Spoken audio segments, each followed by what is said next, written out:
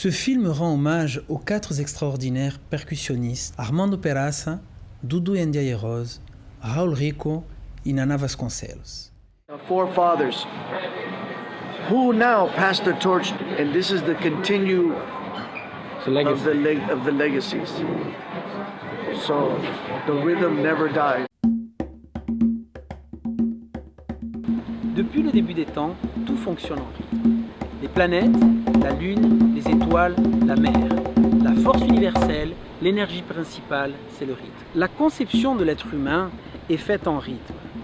De la rencontre des cellules jusqu'à la naissance, avec le battement du cœur, tout fonctionne en rythme. Avant de naître et de sortir du ventre de sa mère, l'être humain a été conçu en rythme. La magie du pouvoir des tambours, c'est la possibilité de communication entre les peuples sans l'utilisation du langage. Il y a une véritable spiritualité qui unit les gens. Nous voilà à São Paulo, la ville où la communauté japonaise est la plus représentée. Et cette communauté japonaise a une particularité de jouer du taiko, qui est le tambour sacré et traditionnel du Japão. O sentimento de gratidão para com o instrumento, o sentimento de gratidão para com os colegas, o sentimento de gratidão pelo momento.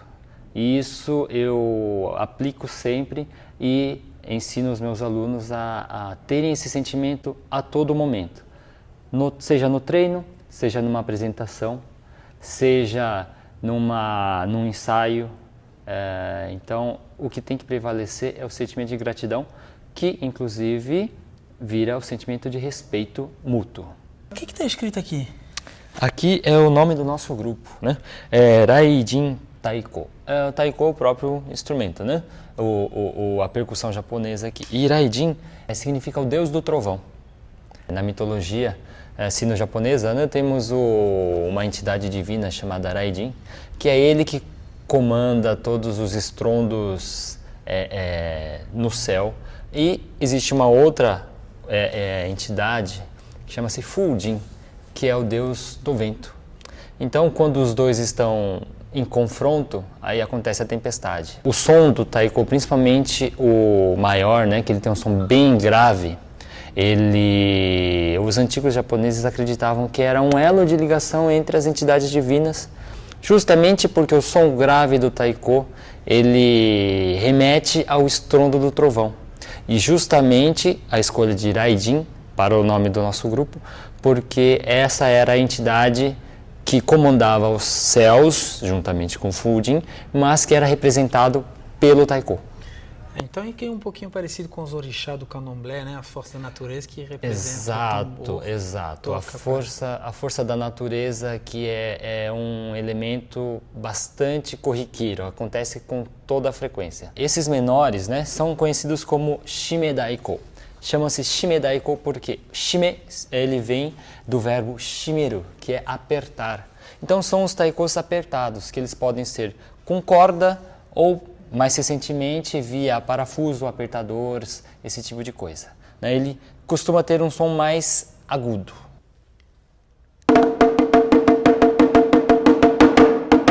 Então, como ele tem a confecção dele são várias camadas, folhas de madeira que formam um barril e aí é colocado o couro. Então é o Kedo Daiko. O taiko com o corpo de barril, vamos assim dizer, né? Ele já tem um som um pouco mais grave porque ele é maior também.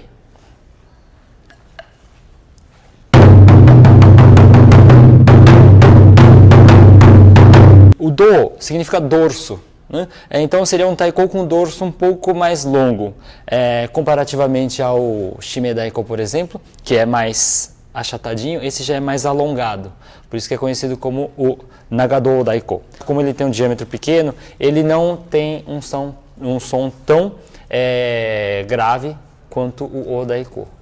Então ele é um intermediário, vamos assim dizer.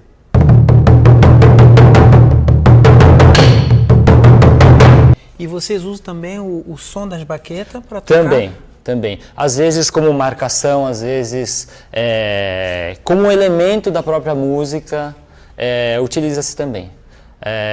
Eventualmente golpeia-se também a borda, né, no caso aqui. como elemento de marcação, como elemento de música mesmo. Originalmente o taiko ele surgiu com uma função bem simples, que é avisar horários, né? Avisar sobre chuvas, avisar sobre invasores. Então originalmente essa é a função dele. Porém, se nós avaliarmos que esse tipo de comunicado é de suma importância para um vilarejo, começou a se atribuir valores espirituais e religiosos a isso. Passou a ser um símbolo, um aviso ou uma maneira de se entrar em contato com entidades divinas. Aí é que entra a parte religiosa, bastante presente no Shintoísmo como no Budismo, que são as principais religiões do Japão.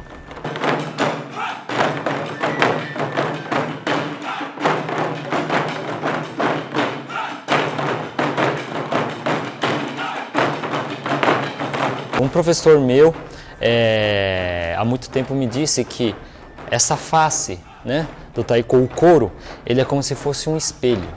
Mas, diferente do espelho que nós conhecemos, que reflete somente a imagem, o aspecto físico, esse espelho reflete o estado espiritual, emocional de quem está tocando.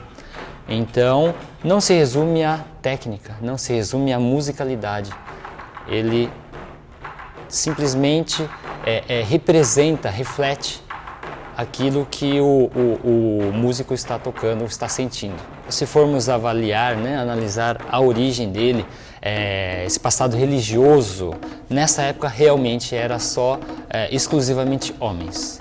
Mas depois que o taiko passou a ser uma manifestação artística mais contemporânea, aí começou-se a incorporar também a figura feminina, né, que tem a mesma qualidade, o mesmo vigor, a mesma graciosidade.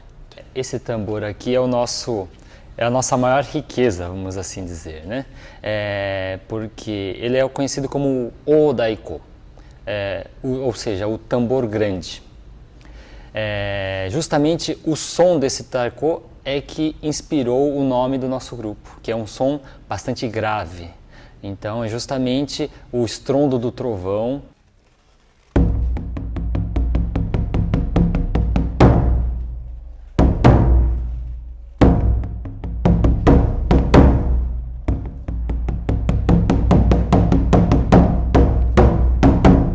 A base é os dois pés fincados, plantados no chão, para poder conseguir, vamos assim dizer, energia da terra, uma união maior com a terra.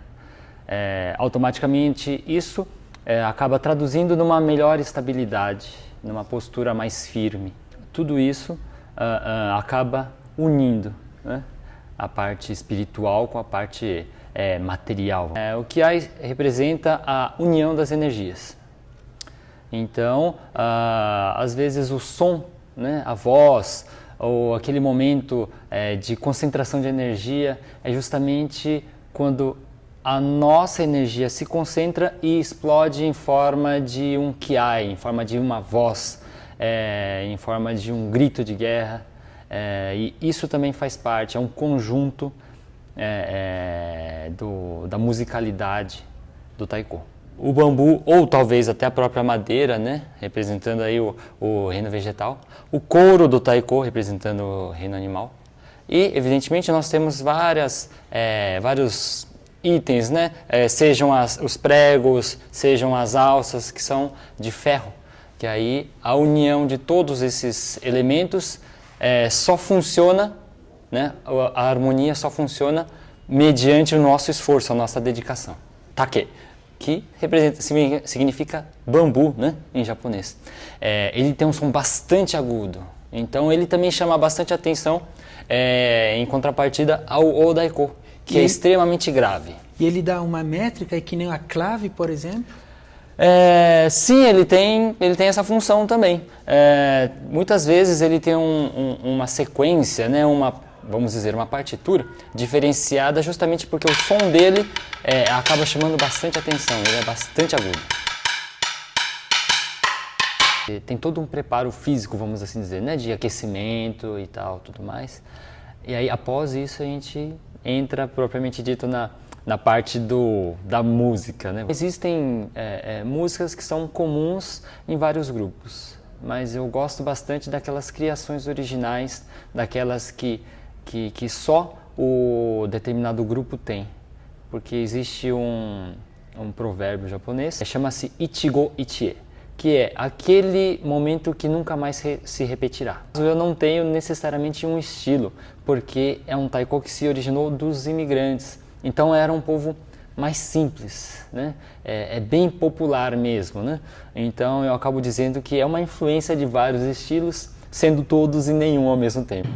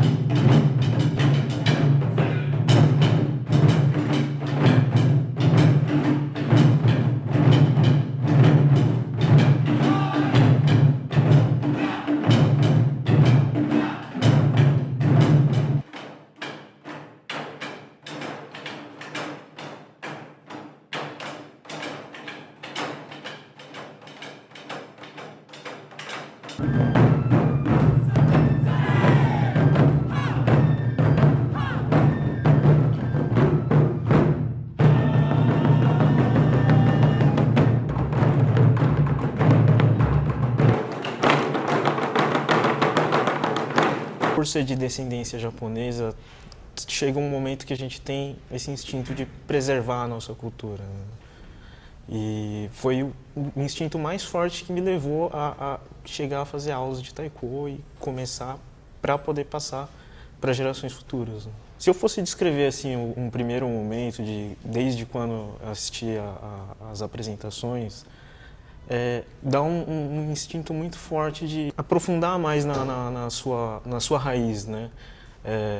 A gente que é descendente de japonês, a gente nasce brasileiro, a gente nasce japonês também ao mesmo tempo. Porém, a gente tem um laço que ele não é totalmente japonês, ele também não é totalmente brasileiro. E é isso que me fez assim chegar a ter esse sentimento forte de procurar e chegar a tocar taiko, que é também o mesmo sentimento de quando eu também estou tocando, né? Desde a primeira vez. Tem algumas músicas que são direcionadas também com o toque da fue, que é a nossa flauta, a flauta japonesa, né? Então depende muito da música, né? Não tem assim um instrumento específico que chama.